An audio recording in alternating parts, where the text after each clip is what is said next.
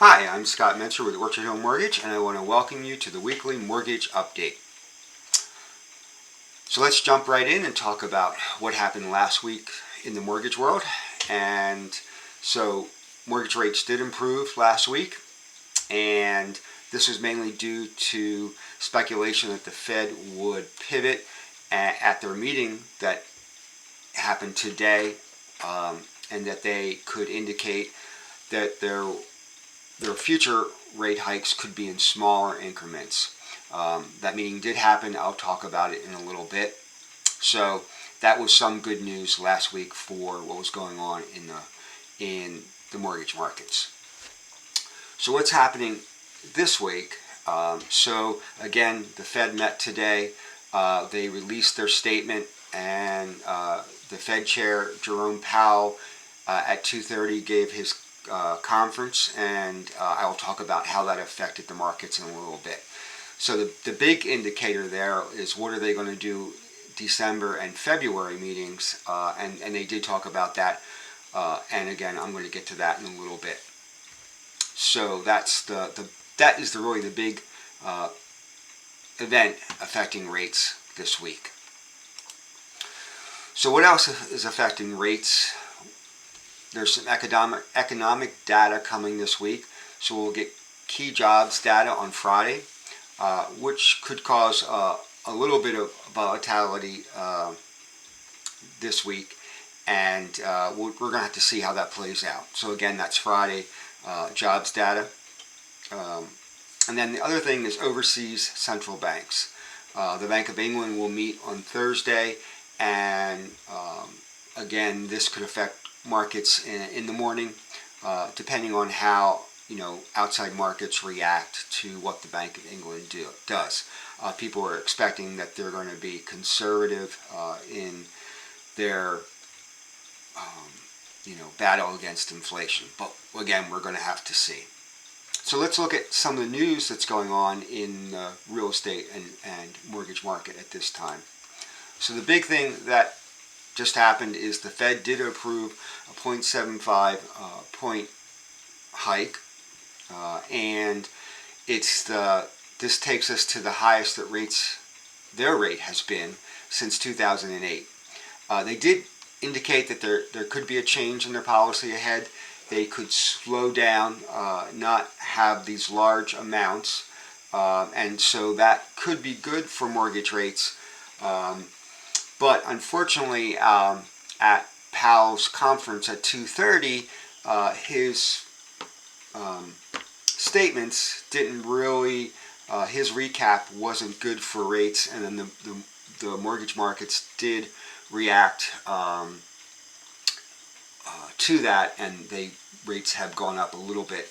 They went up 20 basis points since his press conference, and his press conference didn't really build on the momentum of what happened in the meeting. So again, unfortunately, hope that there could be those other indicators, what's going on in the foreign markets and the jobs data that's going to come out. Could that really help us? But we'll see. So for right now, rates are still a little bit higher. Some other news that's going on is that we did have an improvement in rates in the last week. Unfortunately, that hasn't really had any effect on the mortgage volume of applications that mortgage lenders are receiving, and it seems that it just continues to slide. Markets are down considerably, and they're 80% lower than they were the same week a year ago, and that is really so. What that sort of is an indicator is that means that real estate sales are going to then be down, and markets are reacting to that. Also, in the real estate news, if you look at where real estate sales are at, real estate sales are down 16% from a year ago, but prices have increased since 2021. They're up 4.2%. yes, sales prices, the median sales price is down from the previous month of September 2022, but when you look at September 2022 to September of 2021, prices of real estate is up 4.2%. So that's a good indicator. So even though we have a tightening of mortgage applications or a slowing of mortgage applications, the prices haven't been affected by that at this time. So what's my advice for buyers? What can they do with all this, or the interest rates changing and going up and down, with the volatility that we're seeing? There's still some options out there for them. One of the things that I think that our buyers can use right now, if they're looking for a temporary lower interest rate to get them into a house, is they could do a 2-1 buy down, and they get approved at the market rate. So if the market rate is 6.75, then for the first year they could get a rate of 4.75, and then the second year 1.75. This has to be paid by a seller concession. That is the only thing, but it's that seller, it's based on the difference of the rate per month between the 6.75 and the 4.75. It goes into an escrow fund for the buyer and helps pay towards that each month. In the second year, they would get a 1% difference in that amount. So it's a good way.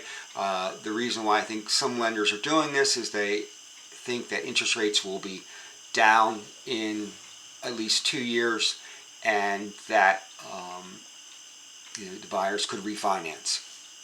Another thing they could do is they could do a rate buy down by paying points. So they could buy down their rate by 1/8, 1/4, or 1/2, and they then could save on the life of their loan.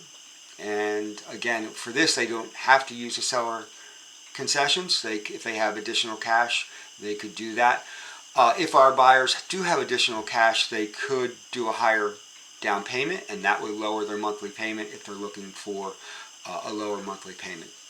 If you or your buyers have questions, feel free to reach out to me directly, and I will be happy to answer any questions you might have, or talk to you about any scenarios that your borrower might want to talk about. So again, give me a call on the phone, email me, text me. I can meet with you in the office, whatever works best. So, all right. So that was sort of the week in review and a little bit of what's going to happen in the week, rest of the week forward. Again, Scott Mentzer, Orchard Hill Mortgage, the weekly update. All right. Thanks for tuning in.